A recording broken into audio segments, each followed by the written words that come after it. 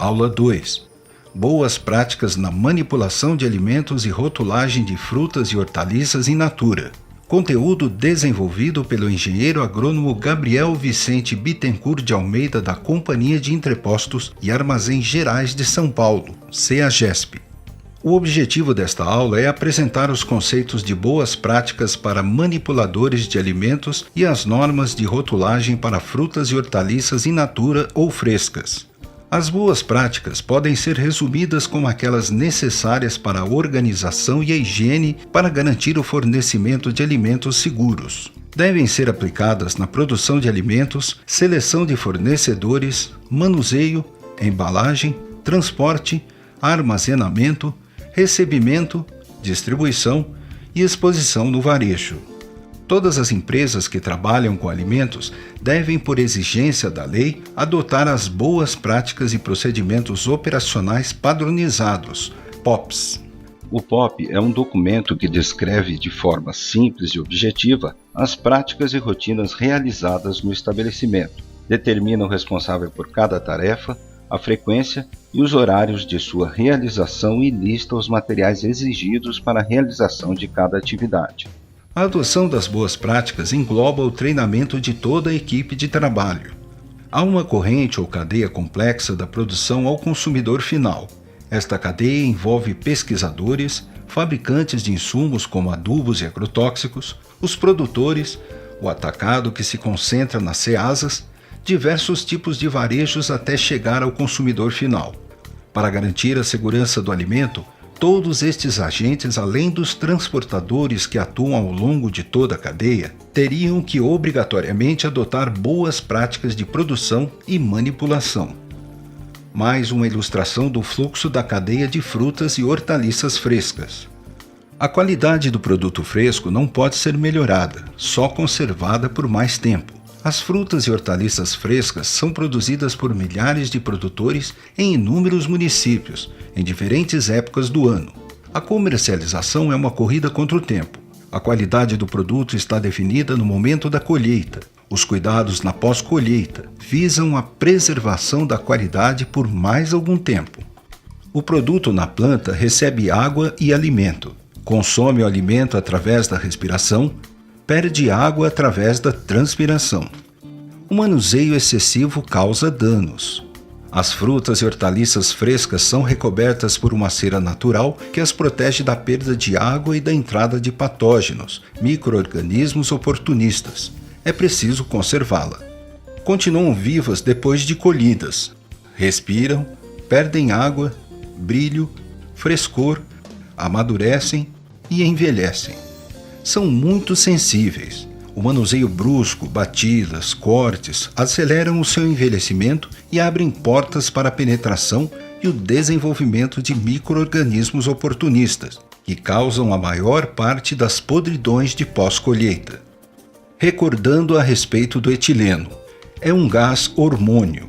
Dispara o processo de amadurecimento, causa aumento da respiração, danos aumentam sua síntese. Etileno produzido por um produto afeta os outros. Quando se embrulha uma fruta como o mamão ou abacate para acelerar o amadurecimento, é para assegurar o etileno produzido naturalmente. Etileno estimula a síntese de mais etileno e, por consequência, a maturação é mais rápida. Quando se risca o mamão, provocamos uma injúria mecânica. O dano estimula a síntese de etileno e acelera o amadurecimento da fruta. Lotes de produtos visualmente homogêneos, bem classificados por tamanho, cor e qualidade, reduzem a escolha do consumidor e o manuseio. Por consequência, os danos mecânicos são a produção de etileno e a abertura de portas para fungos e bactérias. A grande maioria das podridões que leva ao descarte de frutas e hortaliças frescas é causado por micro-organismos oportunistas, que só se desenvolvem se houver um ferimento, mesmo que microscópico, para penetrar no produto. Depois da colheita, a perda de água leva ao murchamento e à perda de brilho. Os ferimentos e a baixa umidade relativa do ar, comum nos ambientes de armazenagem e exposição, aceleram a perda de água e causam o murchamento. As frutas e hortaliças possuem uma grande porcentagem de água em sua composição. Cerca de 80 a 90% do seu peso é água.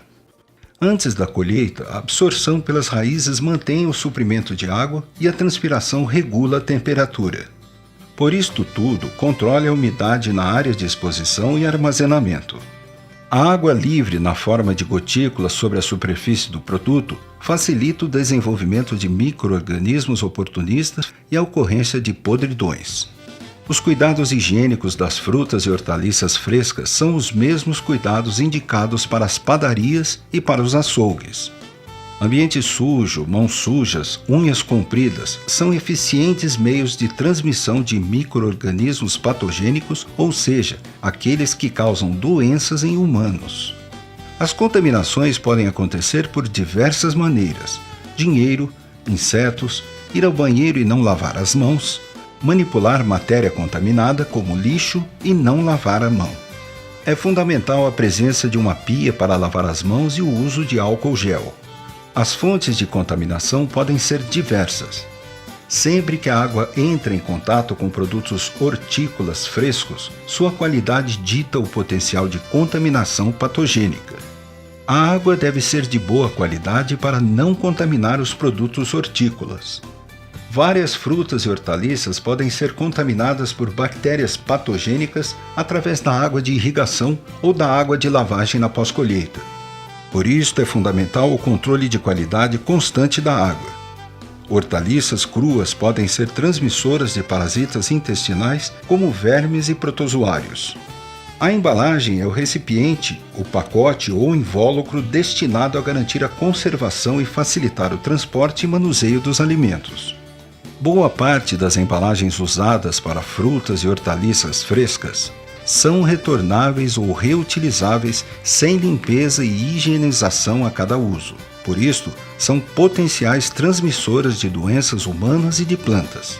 Estragam o produto por abrasão e amassamento, não permitem o transporte moderno por não serem paletizáveis, ou seja, suas medidas externas não cabem ou não são um submúltiplo do pallet padrão brasileiro de 1 por 1,20 m. São 3 as embalagens tradicionais em várias ceasas e totalmente inadequadas: a caixa K, o engradado ou pregadinho de folhosas, as caixas M e meia M. A movimentação manual pode favorecer danos mecânicos e as contaminações microbiológicas. Embalagens inadequadas. Embalagem plástica suja e contaminada. Bom exemplo de caixa de papelão ondulado e paletização. Outro bom exemplo. A legislação federal que regulamenta as embalagens para frutas e hortaliças é a Instrução Normativa Conjunta, SARC, Anvisa, Inmetro, número 009, de 12 de novembro de 2002. Resumidamente, ela determina que as medidas externas devem permitir a paletização, ou seja, submúltiplo de 1 por 1,20 m. Se descartáveis, devem ser recicláveis ou ser incineradas de maneira limpa. Se retornáveis, devem passar por higienização a cada uso. Podemos ter ótimas embalagens de papelão ondulado, plástico e madeira. Rotulagem de frutas e hortaliças.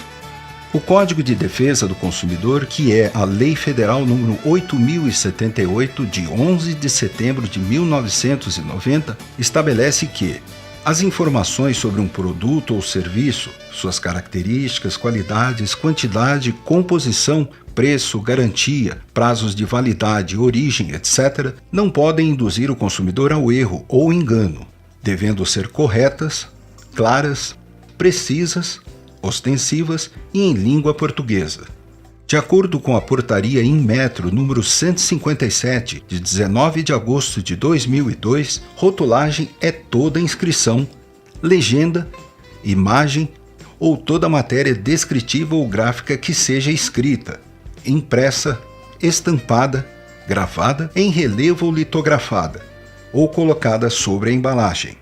Segundo a mesma portaria, vista principal é a área visível em condições usuais de exposição, onde estão escritas em sua forma mais relevante a denominação de venda, a marca e o logotipo se houver. São obrigatórios os seguintes dados na rotulagem de frutas e hortaliças: do responsável, que pode ser o produtor ou atacadista, nome, endereço, CNPJ, e sobre o produto, variedade, aspecto qualitativo, classificação do produto, aspecto quantitativo, peso líquido do produto, data da embalagem. Para se informar o conteúdo: cor contrastante com fundo e, no caso de embalagem transparente, deve ser contrastante com a do produto. Não é obrigatório em embalagens que contenham agrupamento de unidade de um produto, desde que o material de tais embalagens seja transparente e incolor, possibilitando a perfeita visualização da indicação quantitativa individual. São as seguintes as formas corretas de se escrever o conteúdo líquido: peso líquido, conteúdo líquido, peso líquido, peso líquido. Produtos pré-medidos que se apresentam na forma sólida, unidade de massa, maior que 1 grama e menor que 1000 gramas, devem ser expressos em gramas. A altura das letras e números que indicam o peso líquido no rótulo é determinada pela quantidade do produto na embalagem.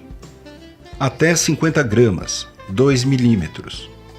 De 50 a 200 gramas, 3 milímetros. De 200 a 1000 gramas, 4 milímetros. Maior que 1000 gramas, 6 milímetros. A altura mínima do texto que identifica a unidade de medida, grama ou quilograma, deve ser 2/3 da altura dos algarismos que identificam o peso líquido. A rotulagem nutricional compreende a declaração de valor energético de nutrientes, a declaração de propriedades nutricionais ou informação nutricional complementar. Segundo a Resolução RDC número 360 da Anvisa, de 23 de dezembro de 2003, frutas, vegetais e carnes in natura, refrigerados e congelados, são produtos excluídos da obrigatoriedade da rotulagem nutricional. Agradecimentos.